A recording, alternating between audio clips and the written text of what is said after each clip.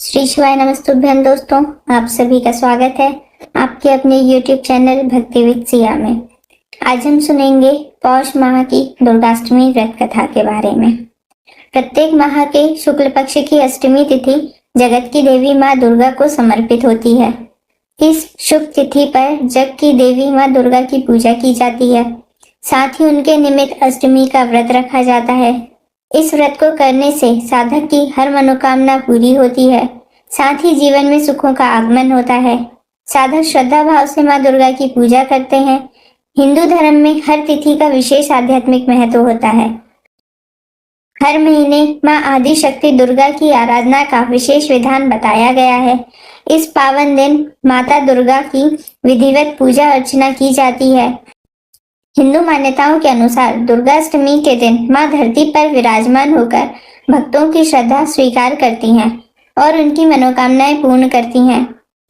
हिंदू पंचांग के अनुसार पौष महाअष्टमी एक पवित्र तिथि है। इस तिथि विशेष रूप से देवी पूजन, व्रत और धार्मिक अनुष्ठानों के लिए महत्वपूर्ण मानी जाती है। अष्टमी तिथि को मां दुर्गा और भगवान शिव के विभिन्न रूपों की पूजा के लिए समर्पित किया गया है। पंडितों के अनुसार पौष दुर्गाष्टमी का दिन बहुत खास होता है, इसलिए इस दिन सुबह जल्दी उठकर स्नान करें और लाल वस्त्र पहनें। घर के मंदिर की सफाई कर शांत मन से संकल्प लें। लाल चुनरी, फूल, अक्षत और सिंदूर अर्पित करें। हाथ में जल लेकर व्रत का संकल्प लें। एक चौकी पर लाल कपड़ा बिछाकर माँ दुर्गा की प्रतिमा स्थापित करें। माँ को गंगा जल से स्नान कराएं और धूप दीप जलाएं और माँ दुर्गा के मंत्रों का जाप करें और कन्या पूजन करें। कन्या पूजन सभी जातकों के लिए फलदायी होता है। घी का दीपक जलाएं और धूप दिखाएं। भोग में हलवा, पूरी, फल या नारियल चढ़ाएं। दुर्गा चालीसा का पाठ करें या ओम दुर्गाय नमः मंत्र का जाप करें।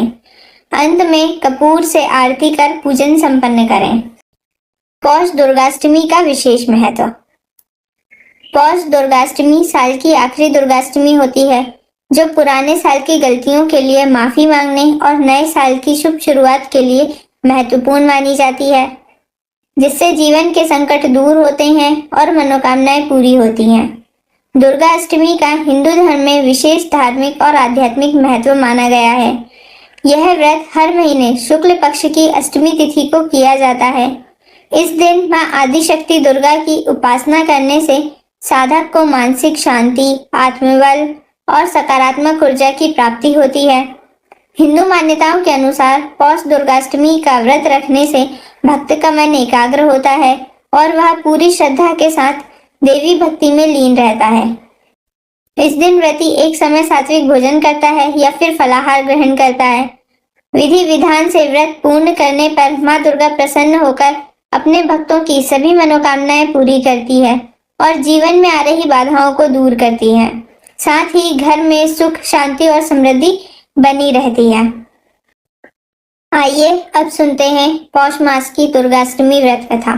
प्रेम से बोलिए जय माता दी। पौराणिक मान्यताओं के अनुसार प्राचीन काल में असुर दंभ को महिषासुर नाम के एक पुत्र की प्राप्ति हुई थी, जिसके भीतर बचपन से ही अमर होने की प्रबल इच्छा थी।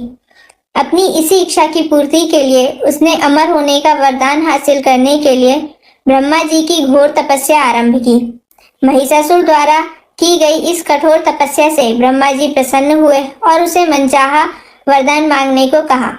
ऐसे में महिषासुर, जो सिर्फ अमर होना चाहता था, उसने ब्रह्मा जी से वरदान मांगते हुए खुद को अमर करने के लिए उन्हें बाध्य कर दिया। परंतु ब्रह्मा जी ने महिषासुर को अमरता का वरदान देने की बात ये कहते हुए टाल दी कि जन्म के बाद मृत्यु और मृत्यु के बाद जन्म निश्चित है, इसीलिए अमरता जैसी किसी बात का कोई अस्तित्व नहीं है।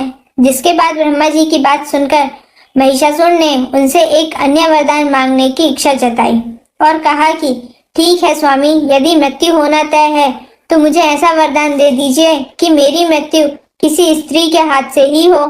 इसके अलावा अन्य कोई दैत्य, मानव या देवता कोई भी मेरा वध ना कर पाए। जिसके बाद ब्रह्मा जी ने महिषासुर को दूसरा वरदान दे दिया। ब्रह्मा जी द्वारा वरदान प्राप्त करते ही महिषासुर अहंकार से अंध हो गया और इसके साथ ही बढ़ गया उसका अन्याय। मौत के भय से मुक्त होकर उसने अपनी सेना के साथ पृथ्वीलोक पर आक्रमण कर दिया। इससे धरती पर चारों तरफ से तबाही मच गई। उसके बल के आगे समस्त जीवों और प्राणियों को नतमस्तक होना ही पड़ा। जिसके बाद पृथ्वी और पाताल को अपने अधीन करने के बाद अहंकारी महिषासुर ने इंद्रलोक पर भी आक्रमण कर दिया, जिसमें उन्होंने इंद्रदेव को पराजित कर स्वर्ग पर भी कब्जा कर लिया। महिषासुर से परेशान होकर सभी देवी देवता त्रिदेवों अर्थात महादेव, ब्रह्मा और विष्णु के पास सहायता मांगने पहुंचे। इस पर विष्णु जी ने उसके अंत के लिए देवी शक्ति के निर्माण की सलाह दी, जिसके बाद सभी देवताओं ने मिलकर देवी शक्ति को सहायता के लिए पुकारा और इस पुकार को सुनकर सभी देवताओं के शरीर में से निकले तेज ने एक अत्यंत खूबसूरत सुंदरी का निर्माण किया। उसी तेज से निकली माँ आदि शक्ति, जिसके रूप और तेज से सभी देवता भी आश्चर्यचकित हो गए। त्रिदेवों की मदद से निर्मित हुई देवी दुर्गा को हिमवान ने सवारी के लिए सिंह दिया और इसी प्रकार वहां मौजूद सभी देवताओं ने भी माँ को अपने एक एक अस्त्र शस्त्र सौंपे और इस तरह स्वर्ग में देवी दुर्गा को इस समस्या हेतु तैयार किया गया।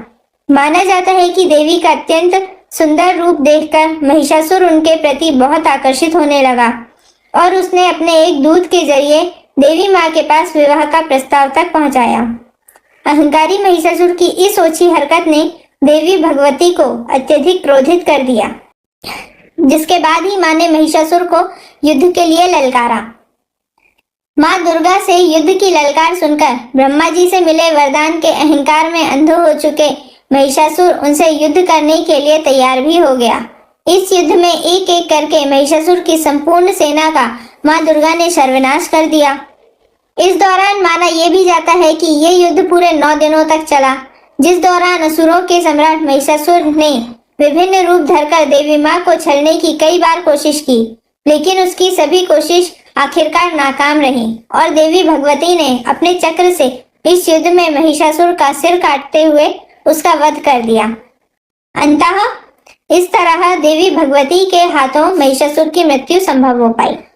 माना जाता है कि जिस दिन माँ भगवती ने स्वर्गलोक, पृथ्वीलोक और पाताल लोक को महिषासुर के पापों से मुक्ति दिलाई, उस दिन से ही दुर्गाष्टमी का पर्व प्रारंभ हुआ। शास्त्रों के अनुसार महाअष्टमी तिथि पर व्रत और पूजा करने से भक्तों को विशेष लाभ मिलता है। इस व्रत से मानसिक शांति और आध्यात्मिक उन्नति होती है, शत्रु बाधाओं का नाश और रोगों से मुक्ति मिलती है। इसके अलावा माँ दुर्गा की कृपा से जीवन में सुख, समृद्धि और सफलता मिलती है। प्रेम से बोलिए जय माता दी।